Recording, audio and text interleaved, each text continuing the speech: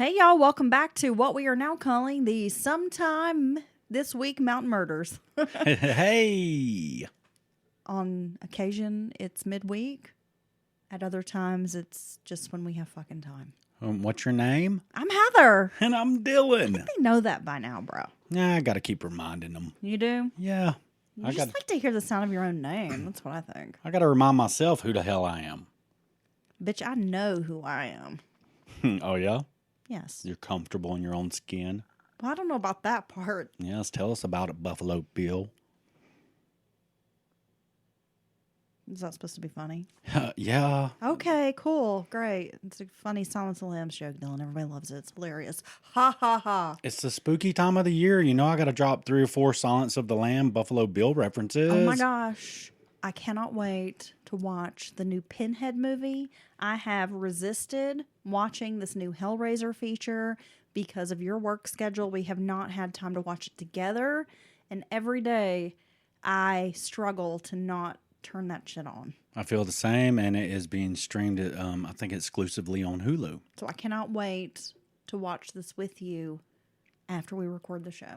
I agree, and we're going to put it all inside our eyeballs. You know what I'm saying? Yeah. This has been I must say, this has been a big week for true crime, and there's just stuff happening everywhere. There's a lot going on.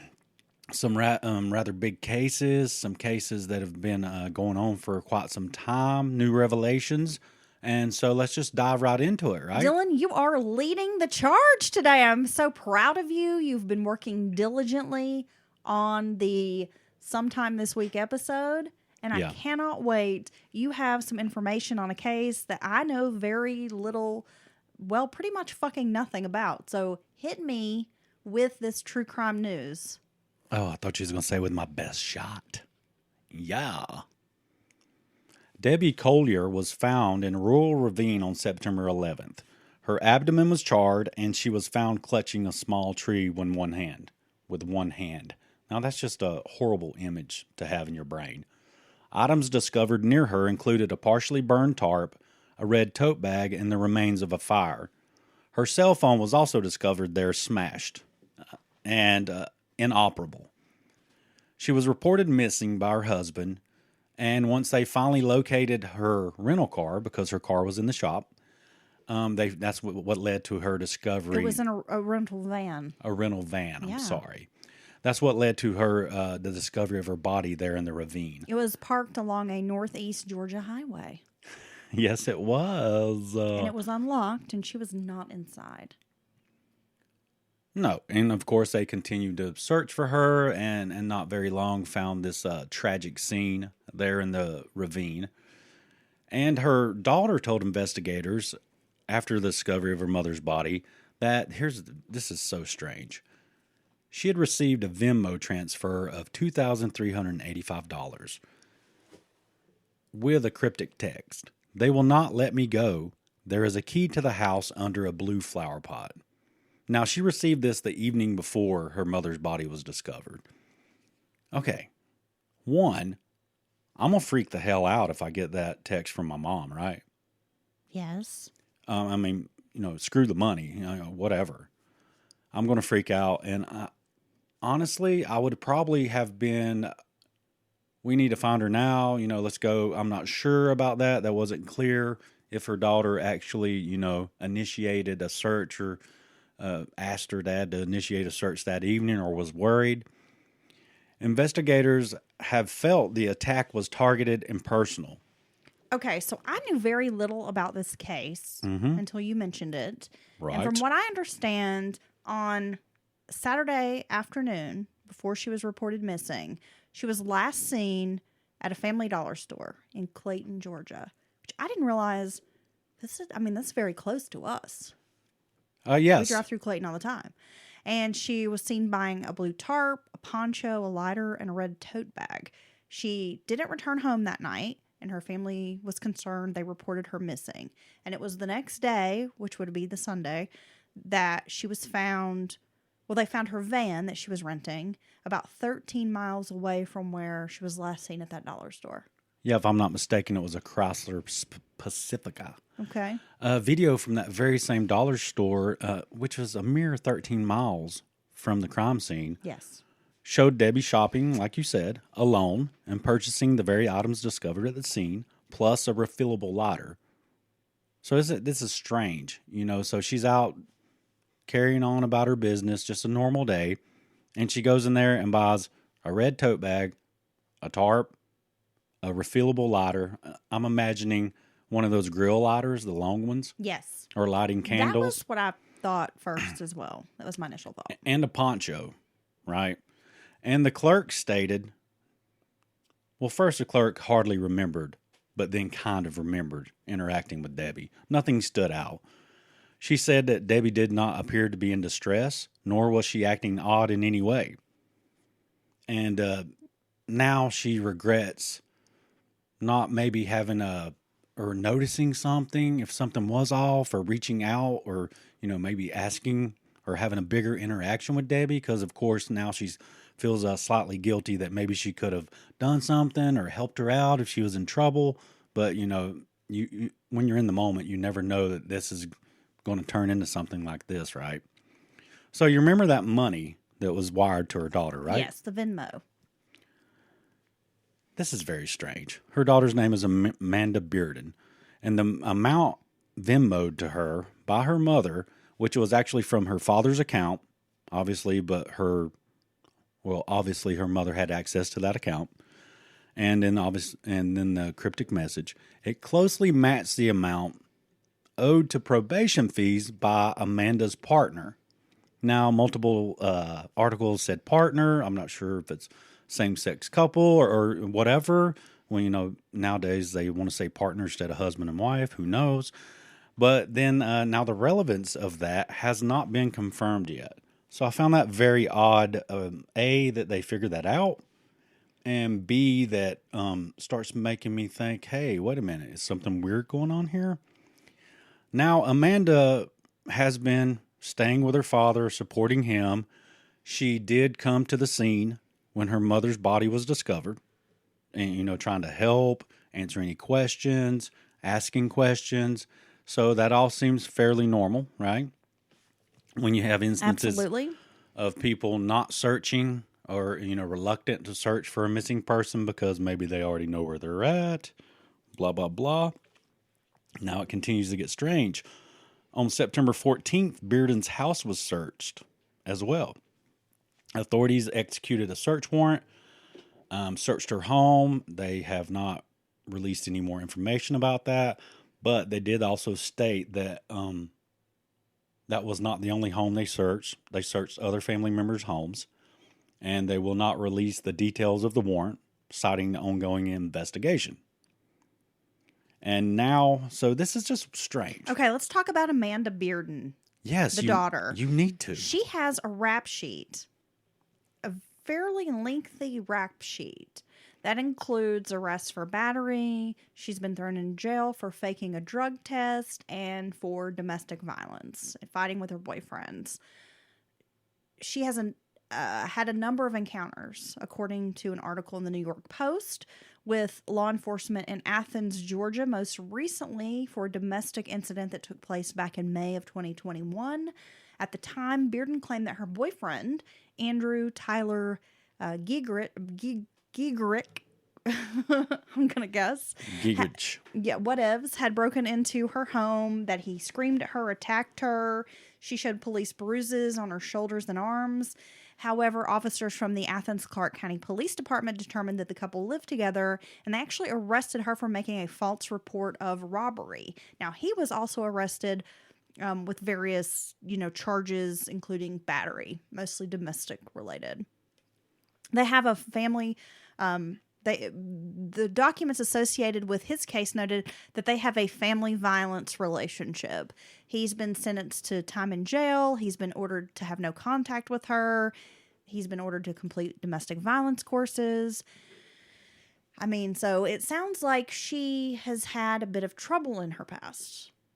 And as you mentioned, so her partner, I'm assuming a boyfriend, owes this amount of money, which happens to be about the same amount her mother Venmoed her. Now, they said that amount could be obscured by transaction fees. It could be a coincidence. Maybe it has absolutely nothing to do. But so here I'll just try to get in Debbie's state of mind when she sends this wire transfer and this text.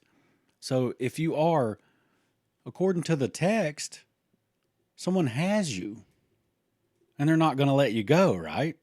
So you have your phone because you're completing a Venmo transfer and a text. There's no more information about your attackers. Now, granted, they could be over your shoulder.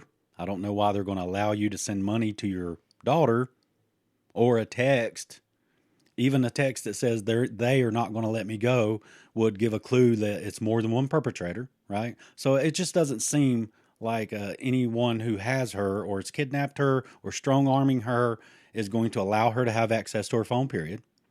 And then why are you worried about all of a sudden sending some money, right?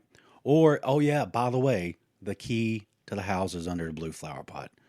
These don't seem like things you would be concerned with if you're in a life or death situation, right? Well, and it seems to me your daughter would know where the spare key is hidden. I thought that very thing. Right? Yes. I mean, of all the people that would know where the spare key is hidden would be your spouse and your children. Yeah.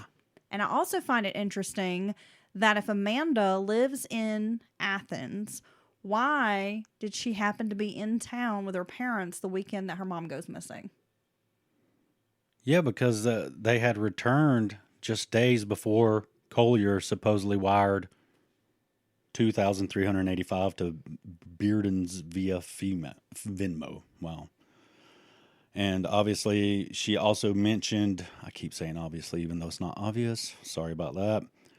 Collier also mentioned that there was a key to the home underneath the flower pot. So I guess they actually live in Athens, right?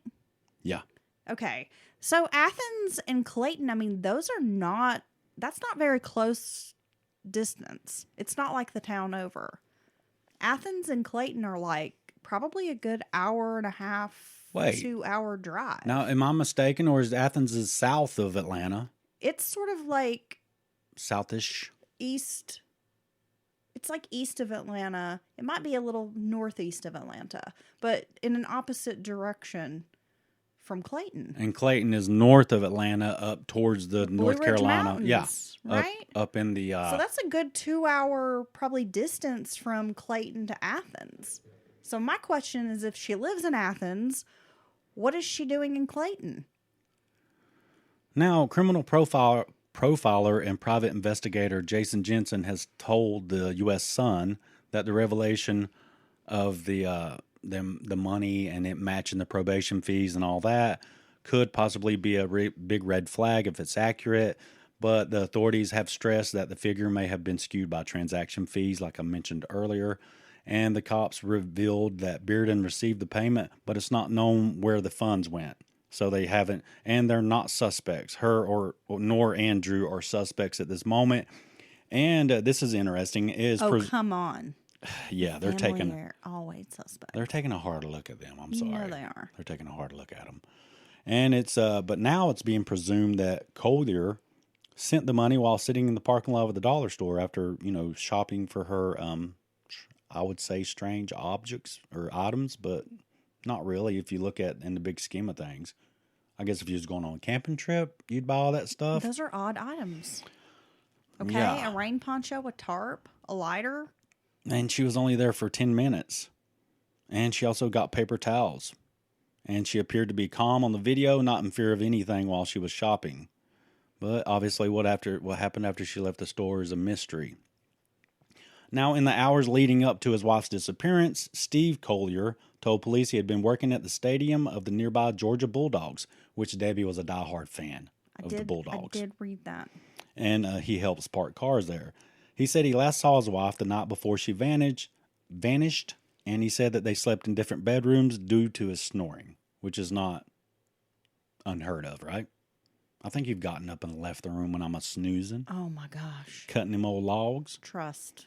He had worked until 4 p.m. before Debbie was reported missing. 2 hours later, after being alerted to the Venmo message by Bearden, cops have narrowed the window of Collier's death between 3:19 p.m. on September 10th and 12:44 p.m. on September 11th, which is just under 24 hours, around 21 hours, when her body was found. And they have ruled her death a homicide, and they said it appears as if she was targeted, not the work of a serial killer. They also said there was no sign of a kidnapping, which is interesting. So they think someone knew her. Yes. Targeted and personal is what they're classifying this attack as. I'm sorry, I just about sneezed, and I was trying not to, so. Now, I was wondering if she had been, if they had confirmed or suspected kidnapping, because the FBI has joined the investigation. And you always wonder, hey, were they asked to come in for assistance, resources, or did they just kind of come in and take over because they have jurisdiction? And kidnapping would be one of the criminal acts that would give the FBI jurisdiction in a case like this, but they've simply been asked to come in by local investigators, and they're bringing in their resources and expertise, namely specialized digital forensics. Now, remember the smashed cell phone? Mm-hmm. I sure do. Now, we all know just because you break the physical phone means nothing. They can glean it for information. They can go in the cloud and they can track it. They can look at the pings and the dings and the buzzes. Towers. It could possibly have fingerprints. It could have other, fibers. It could have any of that. Now, what strikes me as odd is about that, if I'm the attacker, I'm going to smash her phone. Now, it could have happened during the attack or something like that. But they said they feel like the way it was smashed, it was like just intentionally broken. Okay. I'm going to take it with me. But you run into it being found in your possession.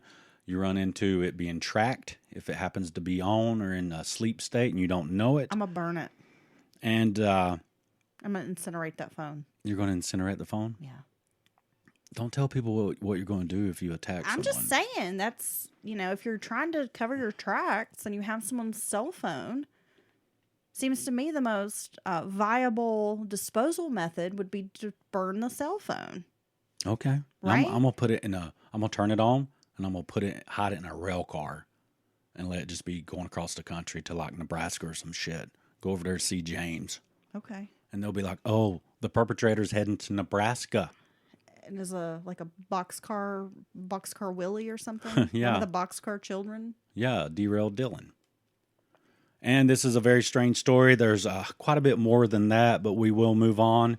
And so now the FBI, along with the GBI, which the Georgia Bureau of Investigations, be kicking ass, and the Clark County authorities continue to pursue all clues and leads. It's a very, very strange, mysterious case. We will follow that up. We will. I don't want to cast. Now that I know the information, I don't want to cast any shade on the daughter. Mine is boggled. But it just seems odd. There just seems something off about some of this, and I could be wrong. I could be dead wrong.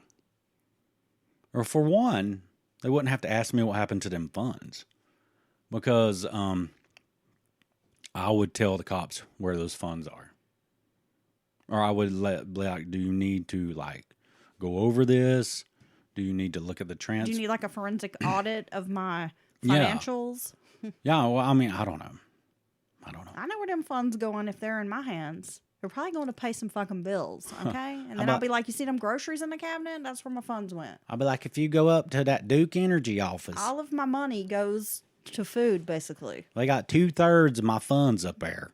And that damned old Ingalls, all 9, that little girl, that little blonde-headed girl, she's got the rest of it in her register. My child eats her weight in Cheetos. God, jeez Louise. Hey, you can't afford some damn groceries right now. Don't get me started. I know, that's why I'm saying that $2,000 will probably just be in my cabinets because groceries is off the chain. I feel like all my money goes to food right now. We have some disturbing details in the death of Evelyn Boswell. Now, this is not brand new news. It's actually been out for a little bit, but I am late to the game, so we're going to discuss this. I was kind of obsessed with this case as it was unfolding a few years ago. You were? It was so disturbing. If you were not familiar, Maggie Boswell, also known as Megan Boswell, faces several felony charges in her daughter's death, including murder, aggravated child abuse, aggravated child neglect, tampering with evidence, and abuse of a corpse. On September, I believe it was the 28th, September 26th, sorry, a special agent with the Tennessee Bureau of Investigation appeared in court and described the disturbing details of how he discovered the body of 15-month-old toddler baby Evelyn. She was found dead in 2020. At this court hearing, they were trying to determine what evidence would be admitted at the trial of Evelyn's mother, Maggie. She's 20 years old, and she faces, again, as I mentioned, 2 counts of felony murder, 1 count each of aggravated child abuse, aggravated child neglect, tampering with evidence, abusing a corpse, and, of course, several counts of false reporting to authorities. She's pled not guilty to all of these charges, and she's being held without a bond. They have now moved her trial to February of 2023. Her attorney didn't return any comment to People. That is my resource for this news story. So she was 15 months old, Evelyn was, when she was last seen in December of 2019. Boswell's maternal grandfather and great-grandfather, 68-year-old David Jones, contacted authorities to report, and I believe the maternal grandfather's name is Tommy Boswell as well. So they called authorities and they said, hey, we have not seen this toddler since the holidays. So it's February of 2020. We have not seen this child since December of 2019. Or even starting in late November and Thanksgiving, so months. Yes, we haven't seen this child for some period. So they began to investigate, and the mother, Maggie Boswell, she provides detectives with all these conflicting statements. It's just all over the place. She first says that the child is with the biological father, who's in the military, and has gone with him. He won't return her calls or send, reply to text messages. Then it becomes the child is gone with her mother, the maternal grandmother, and the grandmother has given the child to someone else.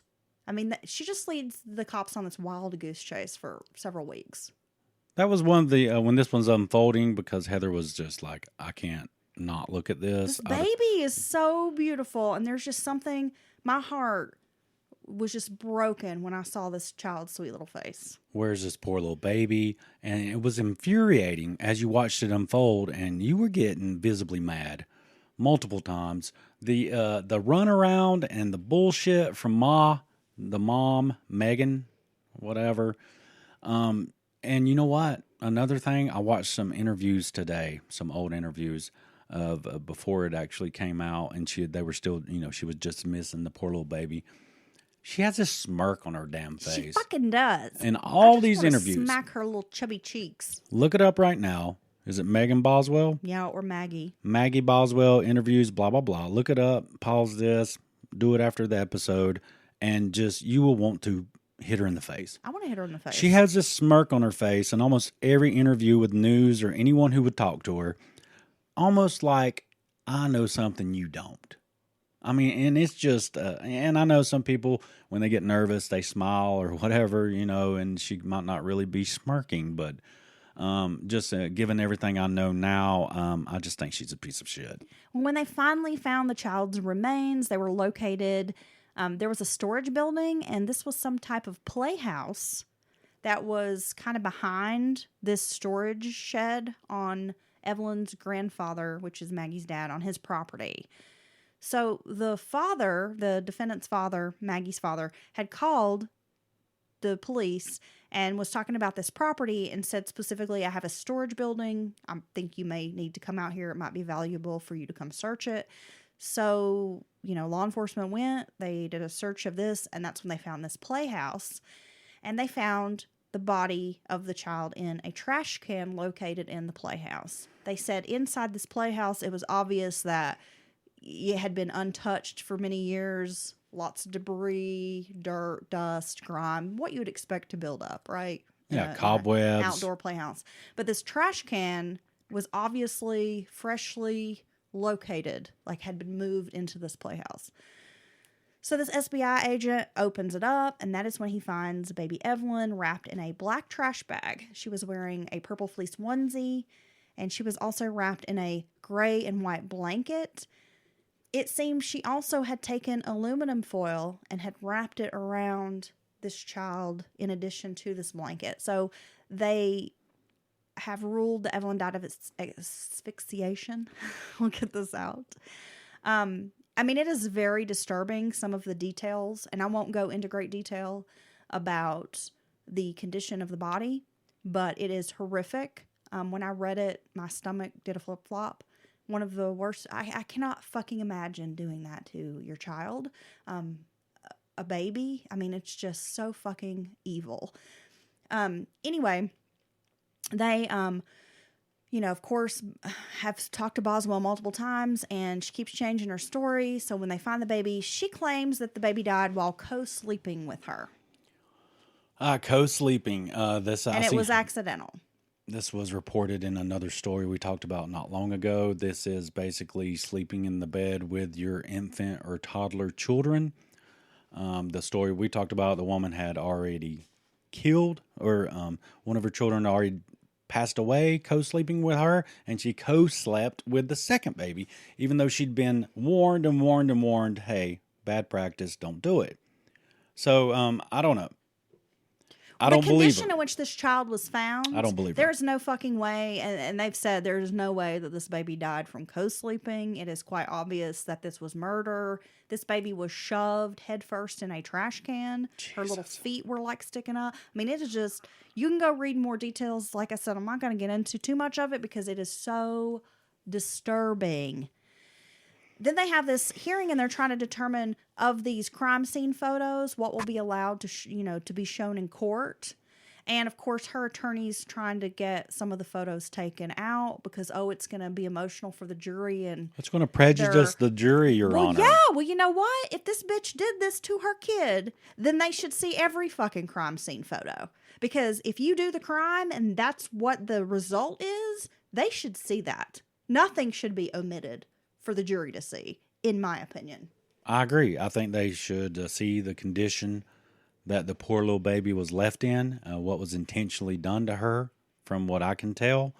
And I don't get that. And so the judge, they threw some of that evidence out, correct? Yeah, I believe there were like 7 photos or something that he dismissed from the evidence. Because one of them in particular, he said was very disturbing to him. And he didn't want the jury to see it. And I think that's bullshit. I think that goes. I just think that's, to me, that's not unprofessional a fair, as a judge. Trial. Your personal feelings, you're letting those kind of override what should maybe be right as far as the court and legality and fair trials and representing the victim goes. Yeah. If you're co-sleeping with your child, your small child, and something happens, some terrible accident or something, then it seems to me the logical thing would be, it's an accident, you would call and report it. You're not going to dispose of the body and then make up all these lies to cover your tracks. You report it. Innocent people don't do shit like that. And people are like, well, some people freak out and they don't know what to do and blah, this and that, and now they've went too far. I don't know. Given how her actions and how she acted after for months or weeks, putting off her family, lying to investigators, telling every story. Now, is this the one where she had the dusty ass mom and boyfriend? Yeah, and was saying the baby was with them at some point. Yeah, the mom and the mom's boyfriend, and then they were arrested for like stealing a car and BMW. Drugs, yes. And then it turns out the BMW belonged to Maggie's boyfriend. And she was trying to then pin this crime on him. And he was like, I've never even met this baby. Like, she always had an excuse as to where the baby was. I never even met the baby. Yeah.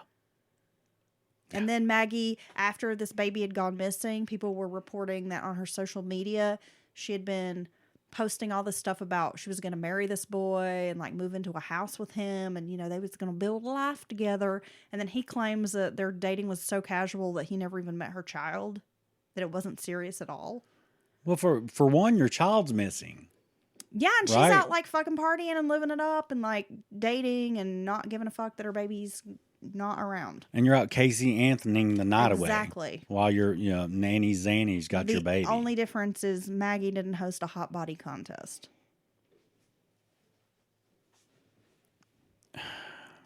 Anywho, I don't even know what to say. I hate her, and I can't wait till they take her to trial, and I hope the bitch dies in jail. Okay, so moving along, I make no bones about it. I fucking hate her. This is actually, yeah, I don't like a child killer. This is actually a local news story, Dylan, that has just hit the presses. Okay, this is over in Macon County, North Carolina. Which we were just talking about Clayton, Georgia.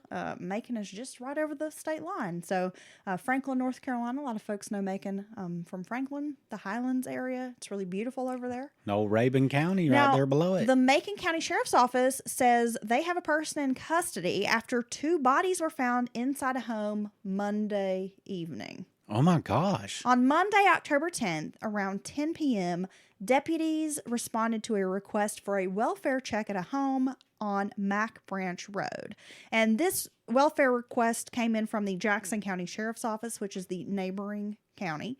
Jackson County authorities advised that they were in contact with some female from Macon County who had made some statements during the course of a field interview that concerned officers. When deputies from Macon County arrive, they find what appears to be a body on the floor inside the house. Due to exigent circumstances, deputies immediately made entry into the home, where they find 2 bodies inside the residence. The bodies were located in 2 different locations of the house. Both victims appeared to have died as a result of gunfire. Deputies immediately secured the residence and the property. They notified the criminal investigations unit to get detectives out on the scene. Once, of course, they get the detectives out there, an investigation was initiated, and the State Bureau of Investigation crime scene unit was brought in to assist. So this sounds like it's a pretty big deal, bro. Throughout the night and during the day, they conducted interviews. They followed up on various leads. And following an interview with a suspect, information led investigators back to Jackson County. A vehicle believed to be owned by one of the victims was located down an embankment. And that is when they were able to uncover a firearm. Arrested was 22-year-old Divinity Eliza Guest. She has been charged with 2 counts of second-degree murder, injury to real property, and breaking and entering. She's the daughter of one of the victims. What? Yes. Damn, it didn't take them long, did it? The second victim has yet to be identified at this time because they're still trying to locate the next of kin. So investigators are saying, from the start they had very little information and no substantial suspects, but because of this great working relationship of, these inter-county offices of, sheriff's offices, and the great communication that they have and their willingness to work together, which sometimes we see that the different departments don't like to work together. But in this case, they were like, we're all trying to solve this together and work well together. They worked all night into the next day, and that's when they were able to, find the murder weapon and make an arrest before the sun set again. Wow. So kicking ass.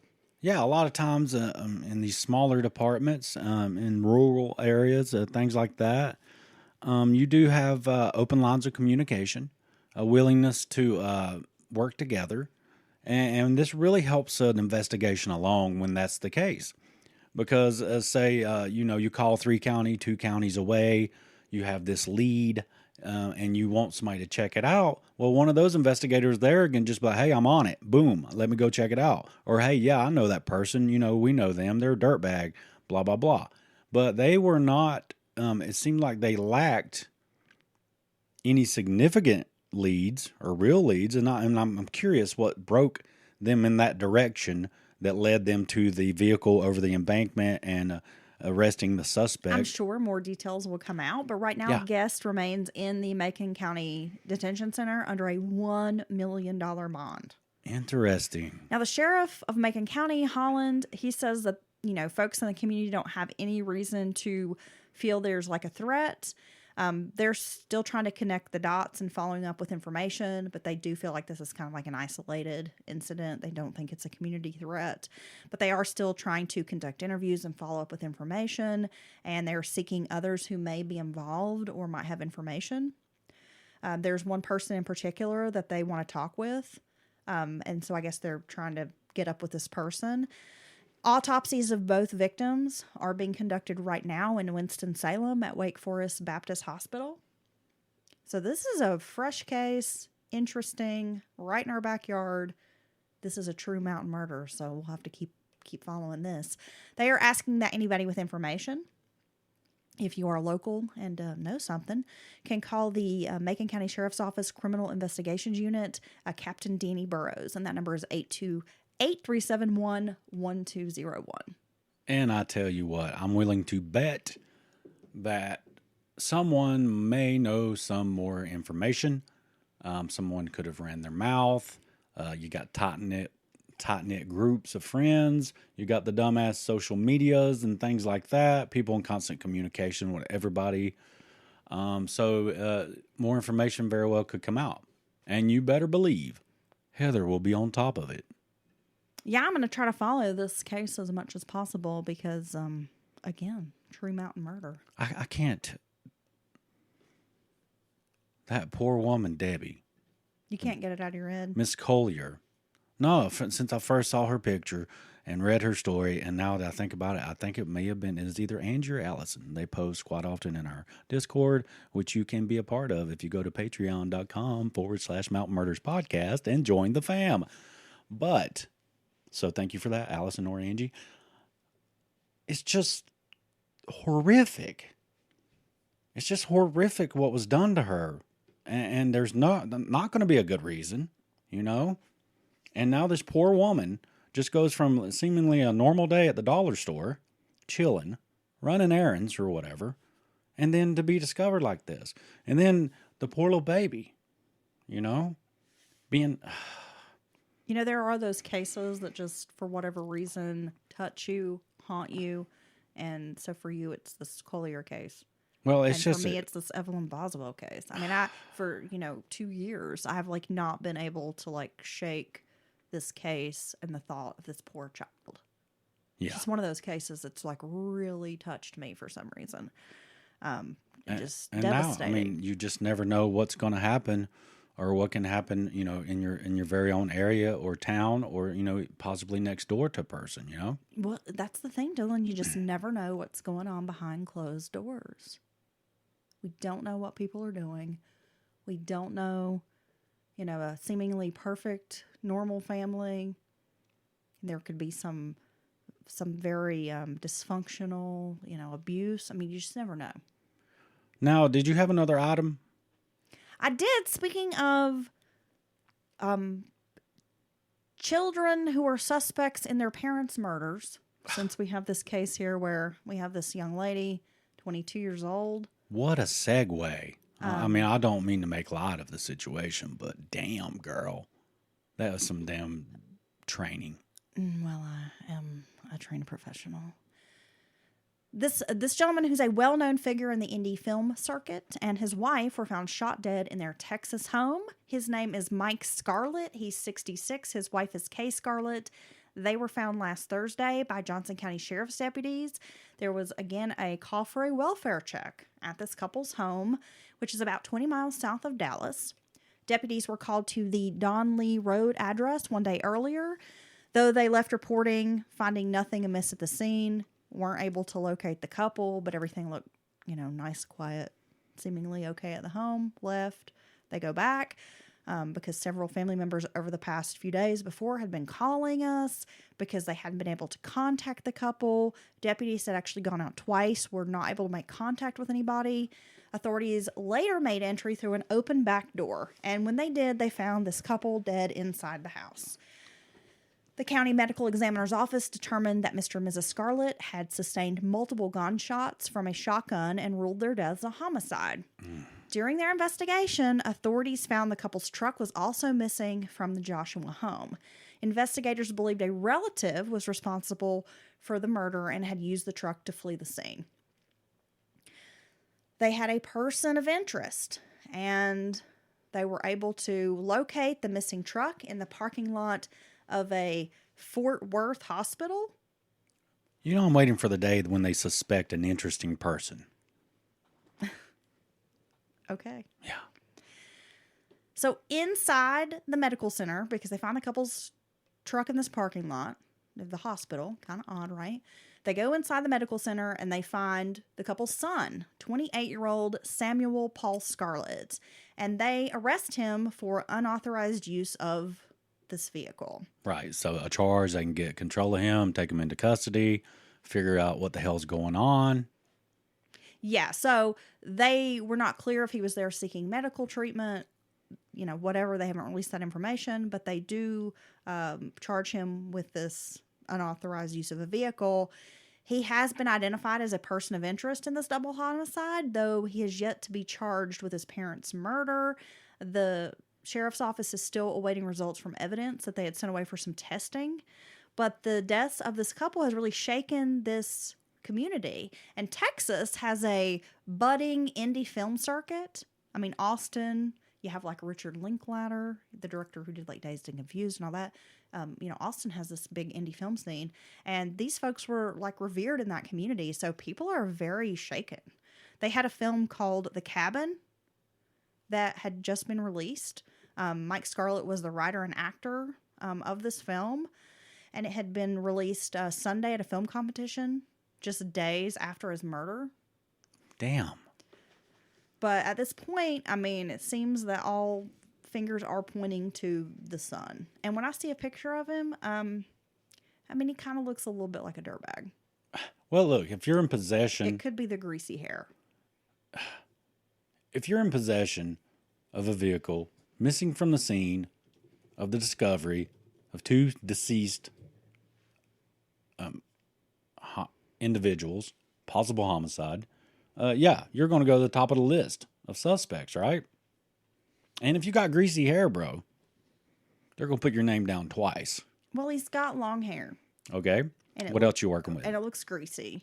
Okay. So that doesn't help. You think he smells? He just has the long greasy hair doesn't really do it for me. And then, of course, he's wearing the striped jumpsuit in the mugshot. Ah, yes.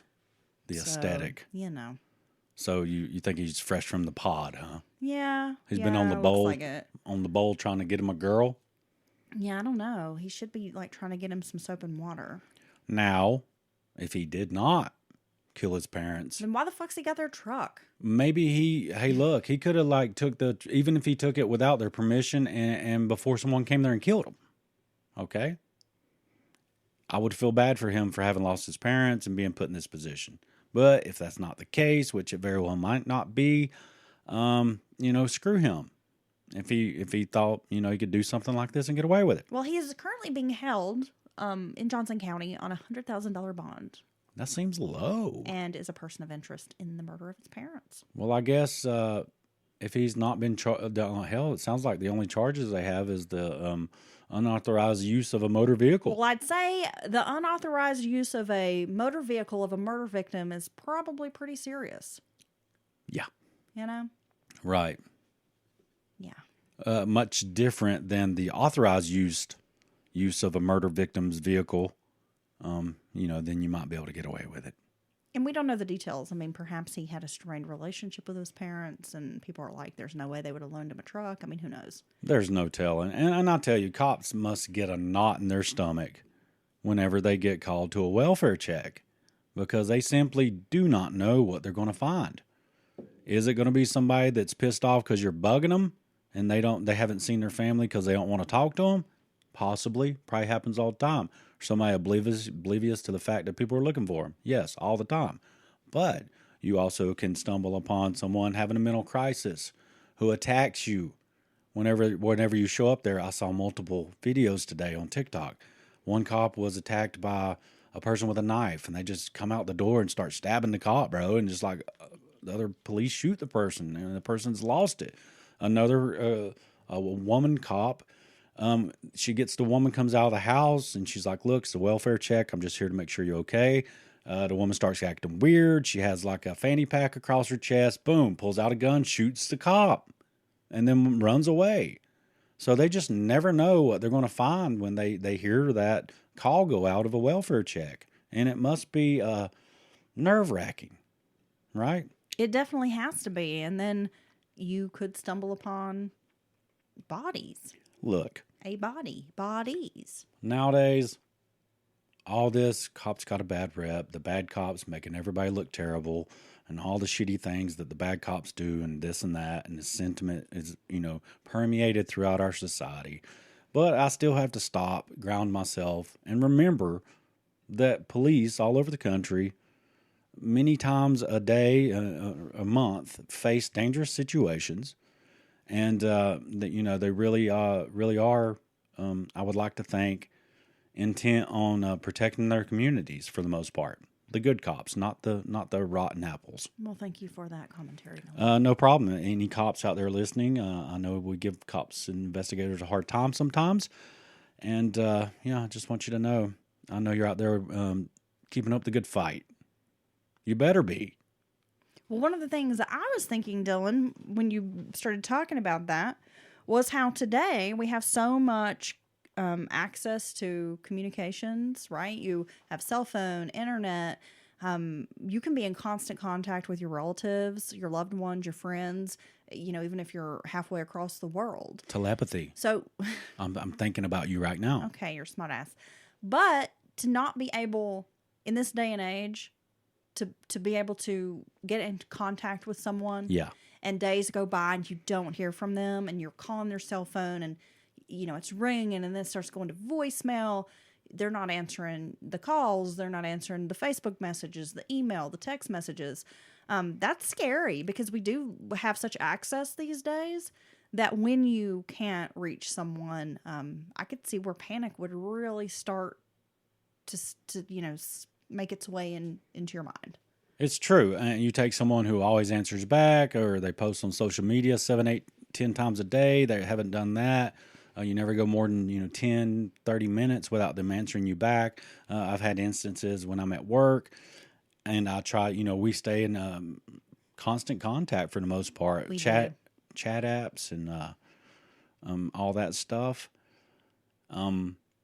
I start getting freaked out a little bit if I don't hear from you in a couple hours. Well, no, if I tell you, I'm going to go shopping and you text me and you don't hear back from me, and, I've got my phone on vibrate or something, and I'm, at the mall, shoe shopping or, buying palettes and lipsticks and things that you don't want me to buy, and you don't hear from me for a little bit, you will get worried.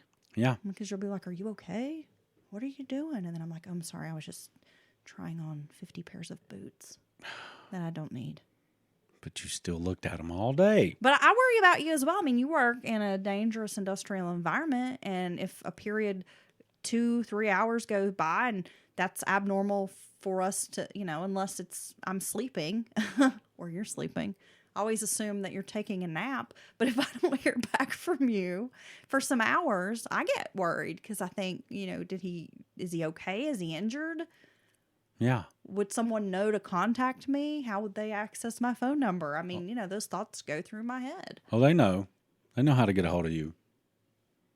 Yeah. 867-5309? No, it's at the Mountain Murders Podcast at gmail.com email. Oh, I like what you just did there. Where you can either contact Heather about an emergency situation with her husband at work, or send us your listener stories and comments. You're so funny. Boom. Look, you're right. You gotta cherish those moments. You gotta give people the benefit of the doubt. You gotta hold your loved ones close because you just never know, right? Hold them close like a tiny dancer. Let's end on a bit of a... But not that new Britney Spears, Elton John mashup. Oh. Can I just say, I know people love Britney, and they're like, leave Britney alone. But can we just be honest? Britney can't fucking sing. Bro, she needs to stop. And that song is horrible, and people love it. They're like, this is the best song, and it's so bad. Elton wanted to be back on top of the charts with one of his old songs, bro. I just don't know why. He paired up with early 2000s diva, icon, superstar, all that, and she'd be wilding out now. I've just never been a fan of Britney's music, really. You were not her slave. she got a couple songs that are okay, but I've really thought this chick cannot sing. She's just so produced and auto-tuned. But that new song is so fucking bad. I must say, I feel like it's the Emperor's New Clothes, and I want to say to people, like, just stop.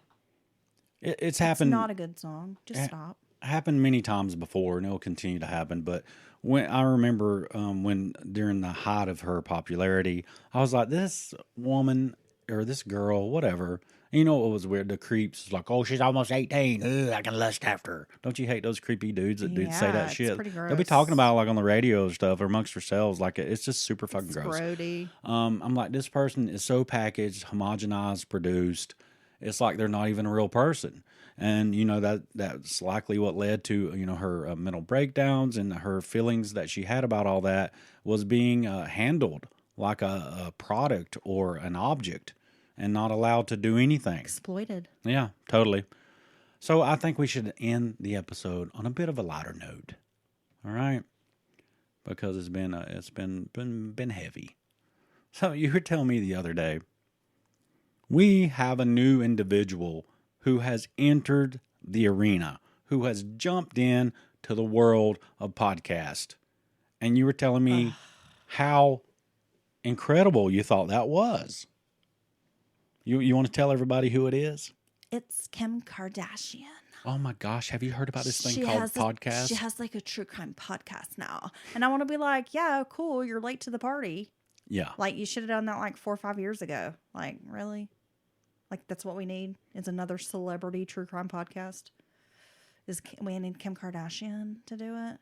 And you know that, like, first episode, she's probably got like 20 million downloads. Oh, yeah, dude, It's totally. so absurd. It is absurd. And I don't know. Is she a fan? We need to dig into this and find out. I hope not. Is she a true crime fan, or is this just like something to do? She's just such a trendsetter. Oh my She's God. so cool. If you could have seen Heather's face when she was telling me about this, she was just like actively puking in her mouth while she was talking about it. Because she was just like, come on, give me a break. And they were like, you know, rolling it out like, wow, revolution. You know, it'd be like one of those Calvin Klein or one of those Dior perfume commercials or whatever. The ones where like it's like a beach. Charlize Theron is like walking through this castle and the wind's blowing her Yeah. beautiful like $40 million dress and she's wearing diamonds. And they're just saying words. Yeah. Like revolution. J'adore. Intriguing. J'adore Dior. Mwahahaha. You just wait. Fresh. Kim Kardashian. True crime. And I'm like, the only true crime is like her fucking ex-husband's Instagram. Bruh. Yay is off the reservation. Yay. Yay. Calling him Yay. Yeah, that's what he be calling himself, bruh. It's Yee. It's Yee. I'm sorry. I think. Yee's off the reservation. It I might think be he Yee. calls himself Yee. Yee, yay. Big super sack of plain black hoodies at Gap in the middle of the floor, not on hangers, for $300 a piece. Derelicte. Just pick one Just out. like Zoolander. Just pick one out. Okay. Real quick, and then I will shut the fuck up and we will stop talking. What is going on in our public school system? I don't know. I mean, it's been heading downhill for quite a long time. Okay. I mean, where do you want me to Here's start? why I bring this up. God love her. Bless her little heart. My child's vocabulary. Oh, my God. Okay. Both of her parents have been journalists. Whoa. I said we're ending on a light note, not dark. No, this is funny. Oh, Okay. I know it's funny, but Her dad's been a journalist. He's worked in broadcast. I've been a journalist. I mean, we have very similar backgrounds. Avid readers. communications, Exactly. blah, blah, blah. And this poor child. Okay, I have to tell you 2 things she said today. 2 things, and I was just like, oh my gosh, it's funny. Okay, so first of all, she was talking about the senior prank at school, and she's like, the seniors want to hire a Maserati Band to follow around the staff. Oh, my God. And I said, you mean mariachi? And she's like, oh, yeah. A Maserati So band? it was like a band of Italian cars, remember? Like, and they're just going to follow around and be like, vroom, vroom. Yeah. So a Maserati Band. Okay. Okay. There was a time previously when she called a Molotov cocktail a Mazel Tov cocktail. Right. Congratulations.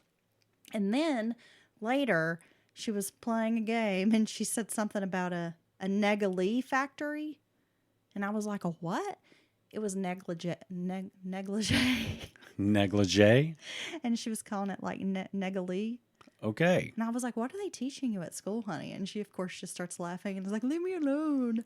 Now, do we need to bring back phonics? Maybe. The programs? I feel like we need to start sounding out words again. I think we need to. I had a Teddy Ruxpin, right?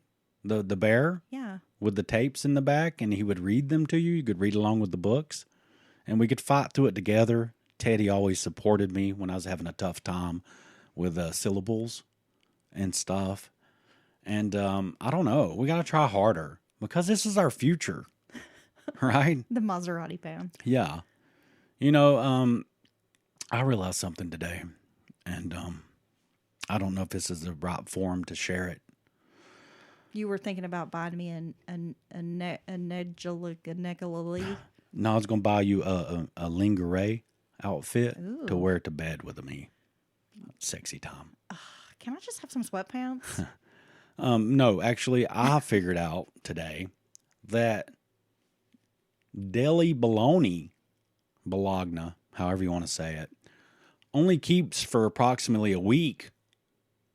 5 to 7 days, depending on how it's kept, So temperature. you're saying the deli, like the sliced at the deli bologna, only keeps, but the super preservative packaged bologna that you get over where like the bacon is and the stuff, thick slice Oscar that Mayer lasts for like months. That lasts like shoot, you could have that in there 6 weeks, bro. And it's, there's not even a speck of nothing. Okay. So I went to make me a sandwich, one of my signature sandwiches, toasted sandwiches this morning. A sandwich.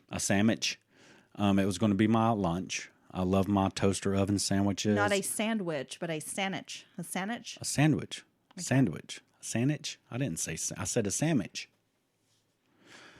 And No wonder she doesn't speak English. You're her influence. So I go to make it this morning, artisan bread, all natural cheese, just all these good things going on.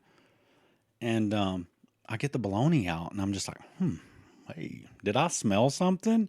I expect to smell bologna. By your upper lip. I expect to smell America when I bring this sandwich up to my face, right? I thought bologna was German. And I was moving quick because I was almost running late. And I threw the sandwich together. I was like, I'm going to have to investigate. Yeah, I know. I got up to go to the bathroom when you were getting ready, and you start barking demands at me like, sorry, get this out, get me that. And I'm like, what am I, your fucking slave? Bro, I worked 19 hours yesterday, man. And I had to flip from days to night, or from nights to days. And I'm back up at 4 o'clock in the morning. Give me a break. You had plenty of opportunity yesterday to make yourself lunch.